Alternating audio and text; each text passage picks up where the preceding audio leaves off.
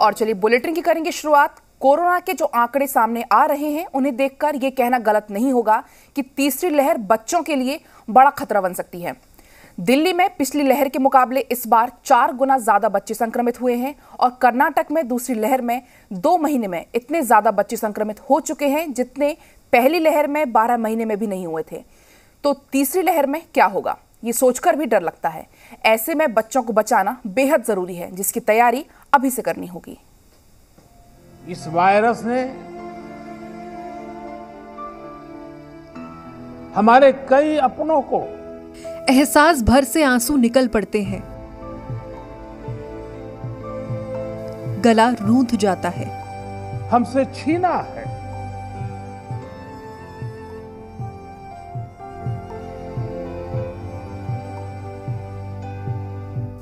आवाज भर्रा जाती है। मैं उन सभी लोगों को अपनी विनम्र श्रद्धांजलि देता हूं। मौत वो सदमा है और उनके परिजनों के प्रति सांत्वना व्यक्त करता हूं। और अगर उसका खतरा बच्चों पर दिखे तो रूह कांपने लगती है।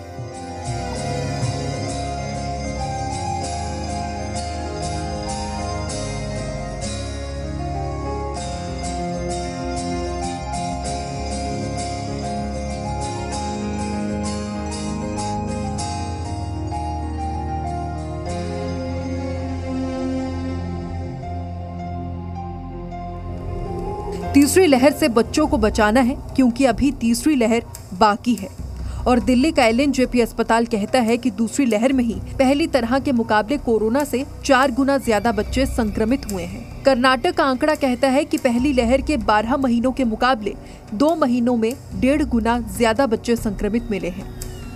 जब कोरोना की दूसरी लहर में बच्चों में संक्रमण का ये हाल है तो तीसरी लहर में क्या होगा, डॉक्टर्स अभी से चेतावनी दे रही है।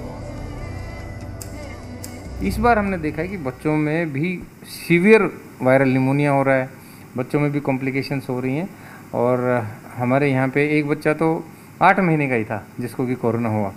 सो टोटल हमारे 30 के लगभग बच्चे एडमिट हुए हैं, जो कि पिछले साल देखने को नहीं मिला था। और इस बार वायरल निमोनिया, जैसे मैंने बताया, डिहाइड्रेशन, कॉम्प्लिकेशन, लंबा टाइम पे बुखार, सीजर्स और आपका जो है मल्टी सिस्टम इन्वॉल्वमेंट, ये सब इस बार बच्चों में देखने को मिला है। कोविड की दूसरी लहर में दिल्ली ही नहीं, कर्नाटक में भी कोविड की चपेट में बच्चे ज्यादा आए हैं। 18 मार्च से 18 मई के बीच कर्नाटक में 0 से 9 साल वाले 12,005 बच्चे कोविड संक्रमित हो गए और 9 साल से 19 साल के बीच के 39,453 किशोर कोविड पॉजिटिव पाए गए। संक्रमण की ये दर पिछली लहर के मुकाबले 0 से 9 साल के बच्चों में 143% और 9 से 19 साल के किशोरों में 160% अधिक थी। वैसे ही पिछली लहर में 28 बच्चों और 46 किशोरों की मौत हुई थी, जबकि इस बार 2 महीनों में ही 15 बच्चों और 62 किशोरों की मौत हो चुकी है। ये जो ग्रुप है, जो बच्चों का 15 साल और उसके नीचे का जो ग्रुप है, ये ज़्यादा ये जो कोविड के प्रति इसमें अभी जो एंटीबॉडी है वो नहीं है और ना ही वैक्सीनेशन है, तो निश्चित रूप से रिस्क बच्चों में ज़्यादा होगी। और अगली बार वैज्ञानिक और डॉक्टर ये मान रहे हैं कि जो अगली वेव आएगी उसमें बच्चे ज़्यादा संख्या में इन्फेक्ट होंगे। बच्चों के संक्रमण के फैलाव का अंदाजा ऐसे लगा सकते हैं कि अक्टूबर 2020 में आई अमेरिकन पीडियाट्रिक एकेडमी की रिपोर्ट के मुताबिक दुनिया भर में कोरोना के शिकार होने वालों में 11% मरीज बच्चे थे और टेस्टिंग के आधार पर दर्ज मामलों में से 3.6% बच्चे कोरोना पॉजिटिव थे, जबकि कुल संक्रमित बच्चों में से 6% को ही अस्पताल में भर्ती होने की जरूरत पड़ी थी। लेकिन अब खतरा बच्चों में संक्रमण के फैलाव भर का नहीं है। दूसरी लहर में जो बच्चे बीमार पड़े हैं उनमें कोविड के लक्षण और असर दोनों असामान्य है।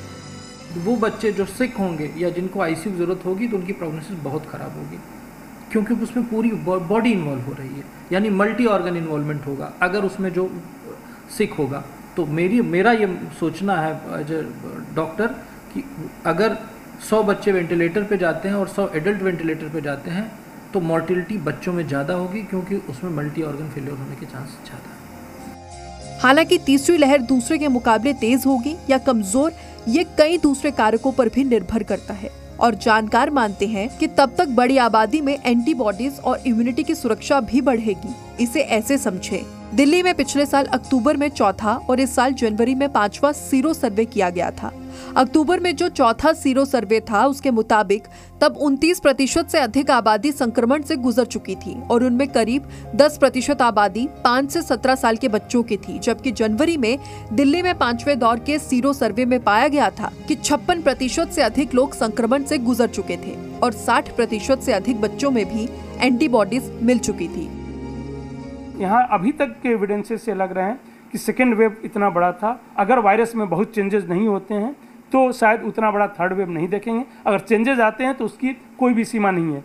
अगर वायरस बिल्कुल ही नया हो जाता है तो उसकी कोई भी सीमा नहीं है। तो इसलिए एविडेंस बेस्ड अगर हम बात करें तो जो अभी तक का वायरस का रूप रहा है उसके अनुसार इतना बड़ा थर्ड वेव इस वायरस से नहीं आएगा, ये तो तय है। हालांकि जिस तरीके से कोरोना का वायरस रूप बदल रहा है उसमें ऐसी उम्मीद थोड़ी कम ही दिखती है। यही वजह है कि पीएम मोदी भी बच्चों को लेकर सतर्कता की बातें बार बार कर रही हैं। इस लड़ाई में हमें कोरोना से अपने बच्चों को भी बचाकर रखना है, उनके लिए भी विशेष तैयारी करनी है। बच्चों को लेकर सतर्कता और तैयारी दोनों जरूरी है, क्योंकि कुछ विशेषज्ञ मानते हैं कि भारत में बच्चों के संक्रमण की असली स्थिति का अंदाजा ही नहीं है, क्योंकि उनकी जांच भी नहीं हो रही और वो एसिम्प्टोमेटिक भी है। पहली लहर हो या तीसरी लहर, सावधानी ही बचाव है। मौका मिले जैसे ही वैसे ही वैक्सीन लगवाइए। हालांकि बच्चों की वैक्सीन साल के अंत तक आने की उम्मीद की जा रही है। तब तक डबल मास्क, सोशल डिस्टेंसिंग और बार बार हाथ धोने की आदत को नहीं भूलना है। पूजा मक्कड़, जी मीडिया, दिल्ली।